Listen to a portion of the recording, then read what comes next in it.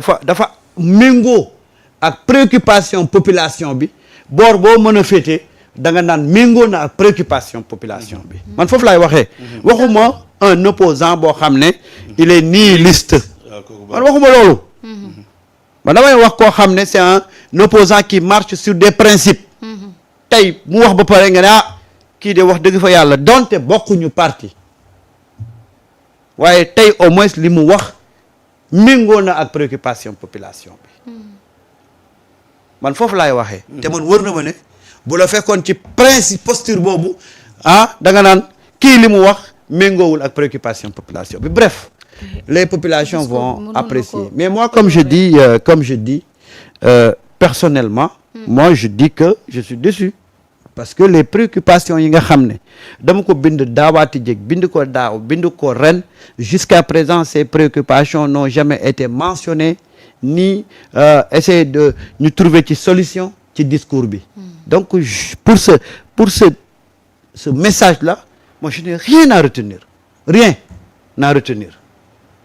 moo tax heureusement je l'ai dit depuis sa démb ma ne la man samay préoccupation yu nga xam ne mooy préoccupation askan wi suñ ko jëlee en compte je suis satisfait du discours mais si ces préoccupations là ne sont pas prises en compte dama na je suis pas satisfait te effectivement une fois encore je trouve que li ma dégg tey mais amu ci dara loo xam ne mais gisuma ci loo xam ne mooy la préoccupation des populations tey bu ma ko déglu bu ma dégluwul woon discours bi du ma def dara parce que y a rien à mettre sous la dent amul et moi sur cet angle-là je dis une fois encore que muy man que muy beaucoup de Sénégalais tey dañu am déception par rapport ak liñ doon xaar pour ñu wax ko te waxuñu ko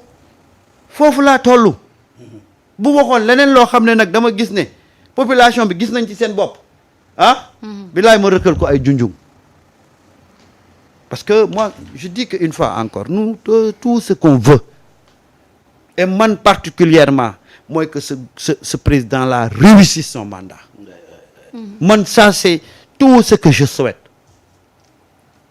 parce que bu dul dara sax mais tous ces patriotes là qui se sont battus pour l'amener au pouvoir tous ces Sénégalais là tout le leader de PASTEF qu'est-ce qu'il n'a pas sacrifié pour que tey le PASTEF arrive au pouvoir le projet de PASTEF arrive au pouvoir rien que pour ça man chaque jour que je fais dama naan yàlla na réussir mandat yam loolu la ñu war def léegi nag ñun on est des sentinelles on est des sentinelles quand ça va pas on dit ça va pas quand ça va on applaudit et on avance on ne sera jamais dans une posture boo xam ne ça va pas ñu ne ça va duñ ko def ak gisuñu lan moo ñu ko jaral parce que da ngay taxaw fii di bëgg a layal loo xam ne layu wut mais dañu am nawle ci penc mi te nag pour quelqu'un boo xam ne déglu na wax dëgg fa yàlla discours bi une fois encore je dis que y a rien à mettre sous la dent il fallait même pas se fatiguer pour le faire il fallait juste jox ñu ko rek ñu partager ko pare nga ñu dem bëgg naa ci yokk c'est-à-dire au fond le président Diomaye Faye il faut que les choses soient claires a fait un discours dans ce discours il a abordé des points les points qu'il veut aborder voilà il y a des points qu'il n'a pas abordés mais il y a des points positifs également qu'il n'a pas abordés maintenant parce que li ñu bëgg séparer maanaam liggéey bi Ousmane Sonko def. léegi reprendre dans son discours il a fait des points il a parlé des points qu'il voulait aborder. da nga ni il a parlé des points qu'il voulait aborder. il a laissé des points qu'il ne voulait pas aborder. doo waxuma qu'il ne voulait pas aborder. que les Sénégalais voulaient qu'il aborde. man maa lay yeggalil loolu. waaw léegi il a évoqué des points am na points yu mu waxul yoo xam ne c'est des points yoo xam ne c'est positif léegi nag qui est satisfait qui ne l'est pas.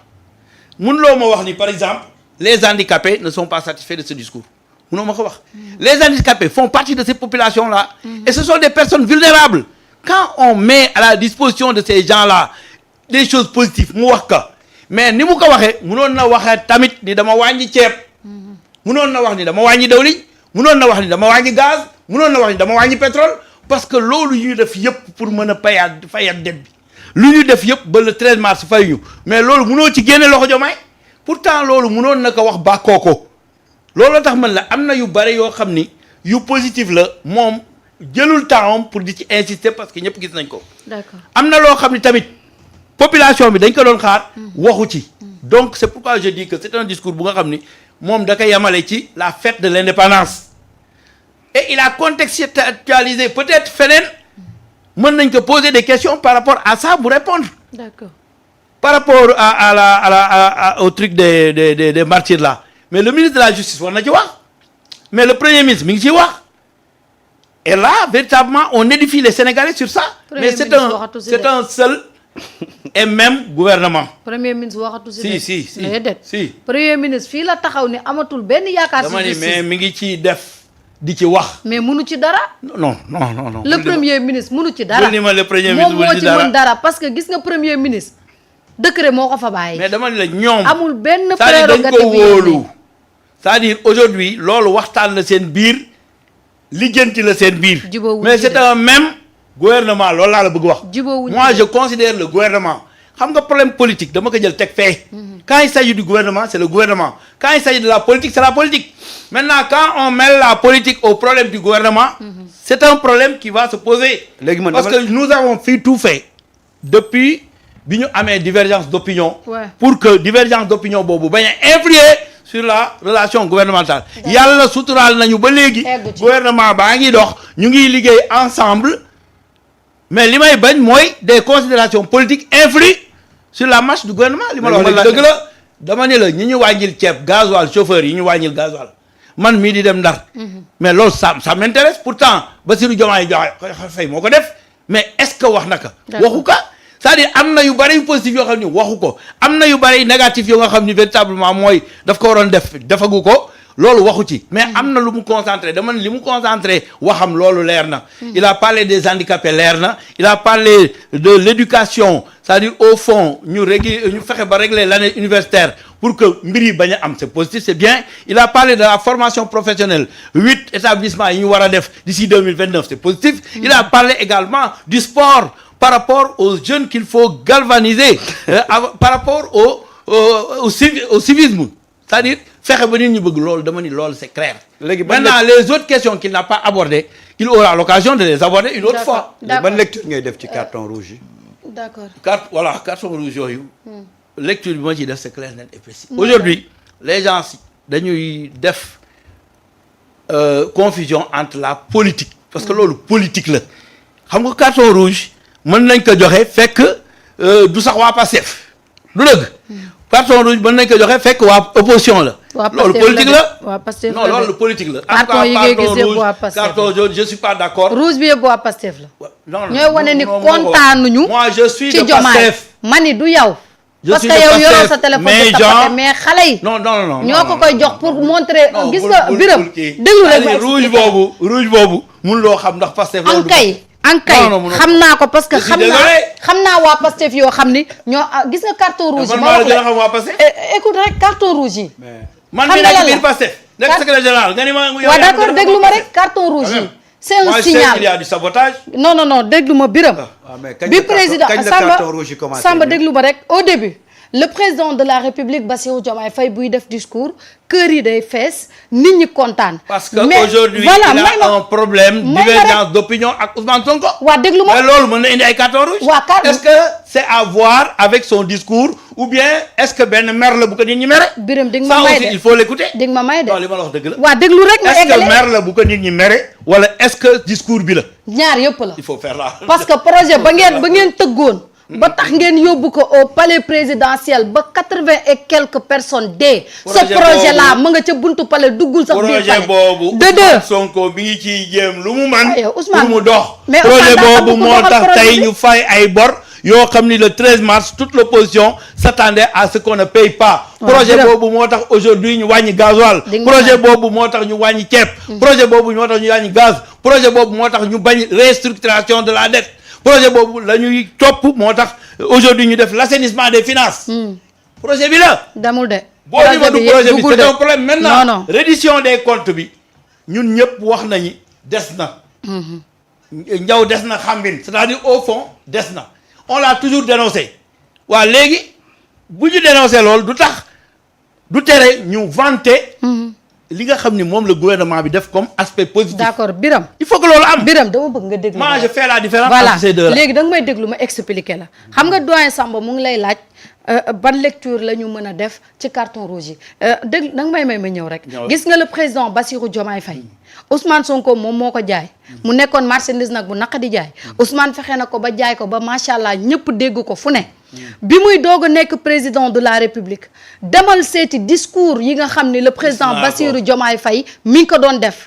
kër yi day mel ni mbàccum gerte. xol yëpp féex ñëpp am espoir.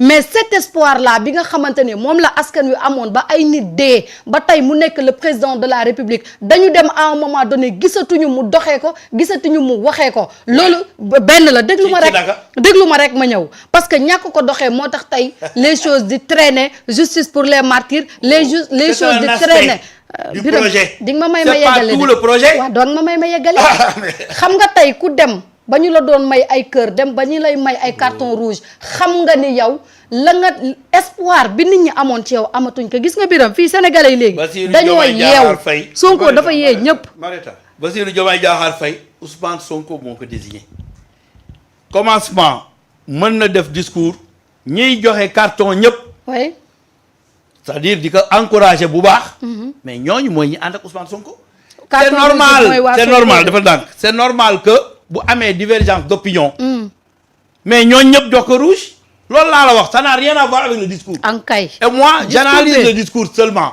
je n'analyse pas li nga xam ne mooy mer bu nga xam ne man mere naa ko diw wala mere naa ko diw wala ànd ak diw loolu du ma ko analyser waaw moi objectivement laay wax maintenant vous ne me pousserez pas à verser dans cette situation xalaatuma ko non ñun sax duñ ko duñ ci dugg on revient pour un peu temporiser calmer yow li nga jàpp kenn du la ci dindi kenn mënu ko gis nga lii nga koy rappeler yëpp Marieta Birame Khoudia mi moo ma ko gën a xam nga moom moo la gën a xam donc on va pas s'éterniser sur carton yi lii la carton yi lii la waaye moom xam na carton yi la ko tax a jóg xam na ko de léegi nag c'est un signal fort on continue xam nga pour c'est politique voilà pour aborder non ça je te le conseille c'est vrai xam nga man dañuy boo ne lii nga gis man dama lay nangul ne loolu nga gis parce que tey li ne fàng ku ko nanguwul a gis ben ñu continuer rek d'accord léegi nañu avancer parce que mbuur bi neexoon na trop waaw mbuur la ñuy jëm parce que da wax dëgg yàlla bu ñu waxee dëgg rek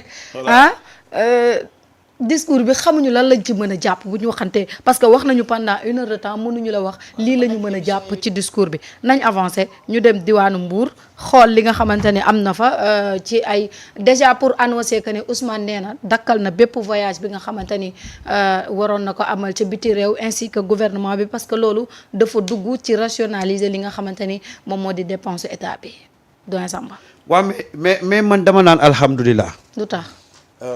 xëy na. je l'avais pas l'analysé sous l'angle peut-être ay économiser affaire mais tey ci suba rek dama toog fii ci plateau bi ma ne man de na ma Ousmane maa ngi koy ñaan yàlla bu mu annuler voyage am bi en France bi ma koy wax c'était lié un peu à la géopolitique mondiale parce que tey dëkk bi àdduna bi dafa yëngatu. Il y a la guerre en Iran, il y a un bras de fer entre les grandes puissances. Ensuite, mu nekk benn contexte boo xam ne notre pays a pris une position courageuse. muy problématique. La loi sur bi durcir li nga xam ne moom mooy peine góor jigéen yi. Donc forcément beaucoup de pays dinañu am fu ñu xoolee foo xam ne doo xam et par rapport à question yëpp taxaw ci heure bi man dama ñaan ma ne man de bu ma sañoon yàlla na Ousmane annulé li nga xam ne moom mooy ces voyages là parce que gis nga Marieta contexte bii ñu nekk nii dafa nekk benn contexte boo xam ne adduna bi dafa jaxasoo waxuma la dara sax mais tey mënoon ngeen dem tey France di organiser un événement politique mais fekk préparé nañ benn groupe boo xam ne ñoom bugguñu c'est des groupes yoo xam ne dañu contre ce que le Sénégal a voté ñu ñëw yàq la rencontre wala jox ko benn image boo xam ne après tu vas te dire que mais ça valait pas la peine bref man je me suis vraiment basé sur le contexte mondial ak ni situation bi demee ak Sénégal ni mu jëlee benn position ma gis ne pratiquement tous les médias occidentaux dañu tirer contre le Sénégal surtout nag en l'occurrence Ousmane Sonko moi je me suis dit que lii de la ci wax ci mbiru góor jigéen ñi ak bañ ko ci interpeller ci ñi nga xamante ni ñoo war a ñëw ci semaine de la jeunesse. recevoir benn ambassadeur u benn réew tugal. Monsieur Pedro Sánchez, Premier ministre d'Espagne. Et le 19, je devais être à Paris pour un meeting politique. J'ai pris la décision de rapporter toutes ces missions jusqu'à meilleure période. Et aucun ministre de mon gouvernement ne bougera du pays si ce n'est une mission essentielle dans le travail que nous sommes en train de faire. xam nga. alors merci beaucoup mi ngi wax ci gouvernement bi ak voyage bi mais mbirum góor jigéen ñi lii la ci wax en fait moom laa bëggoon ñu déglu ko ba pare alors. benn réew tugal mu ne ma Jeux olympiques de la jeunesse ngi ñëw te yow da ngaa yóbbu assemblée nationale ak loi boo xam ne dafa gën a tàngal mbiri ci mbirum góor jigéen te ñun suñuy réew loolu dagan na fa léegi nag suñuy athlètes yi ñëw amaana mu am ci ñoo xam ne loolu lañu buñ ñëwee fii est-ce que du ngeen leen créer problème ma ne ko ku fi ñëw te sport andi la fi dawal dem sport yi boo gañee ñu jox la sa médaille waaye boo fi dugalee lu bokkul ak sport la loi de ce pays s'appliquera à toi comme elle s'applique à tout le monde. Foulaye Diaye Dakar Ousmane nee na loolu la wax ambassadeur bi ni ko ku ñëw sport indi la fi defal sa sport mais boo fi bëggee dugal lu ñuy bañ fii loi bi dafay appliquer ci yow comme ni muy appliquer ci doomu Sénégal. heureusement qu'il a abordé cette question là. oui. parce que am na ñoo xam ne ñu ngi doon commencer naan ne soyez pas contradictoire parce que yéen moment bi ngeen di durcir la peine sur affaire homosexualité yéen a ngi abriter un jeu boo xam ne ku xam comité bi ku xam yooyu jeu yooyu nu mu demee dafay am une forte présence de la communauté LGBT. ouais. nan ngeen di def Ousmane a bien fait tey mu répondre question bi. wax na leen parce que le sport reste le sport. amul benn occasion boo xam ne le sport dafa am benn occasion bu muy laisser la place à la promotion de la LGBT bu ñu tubaab yi fontoo. déedéet. il faut que ces tubaab là nous respectent. sport tey Jeux olympiques yi. mën nga koo def ba mu jeex amul benn occasion boo xam ne war nañ fa mën a def la promotion de l'homosexualité ou de la communauté LGBT. nañu respecter Qatar ba ñu demee Qatar coupe du monde est-ce que da nga fa gis ñuy def ay activités wala ñuy def des choses yoo xam ne da doon promouvoir affaire LGBT ils l'ont pas fait. tey bu ñu ñëwee fii il faut qu'ils respectent les règles qui sont ici. France bu ñu organiser Jeux olympiques da ngay gis benn Sénégalais bu fay dem di profiter pour def la promotion de la polygamie. am na pour te dire que même am na solo yooyu solo ci sa wàllu diine sax mën nañ la exclure de la compétition les gens sont très stricts avec ces choses-là surtout dans des compétitions yu mel nii ils sont très stricts waaw pourquoi ñoom nag ni ñu stricté ci loolu ñu bëgg ñun ñu voté suñuy loi di xeex ñu bëgg bañ ñu strict ci loolu gis nga Jeux olympiques bi dañuy mën a ñëw ñu nekk ci wàllu sport ni ko Ousmane Sonko waxee ku gagné ñu takkal la sa médaille. nga dem nga dem. waaye leneen xaju ci luñ ci bëgg a xajal rek c'est parce que dañ ko cee bëgg a xajal et ce que le Sénégal ne va pas accepter. loolu il faut que les gens soient très clairs. Ensuite. Ousmane quand il dit que annulé nañ voyage yëpp que bu benn ministre demati bitim réew. sauf en cas d'urgence.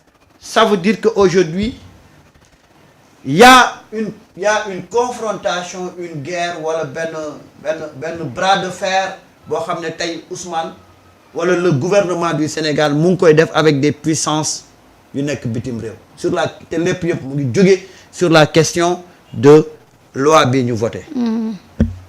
parce que nag ñu wax ko wala ñu yëg ko wala yëguñ ko aujourd'hui il y a des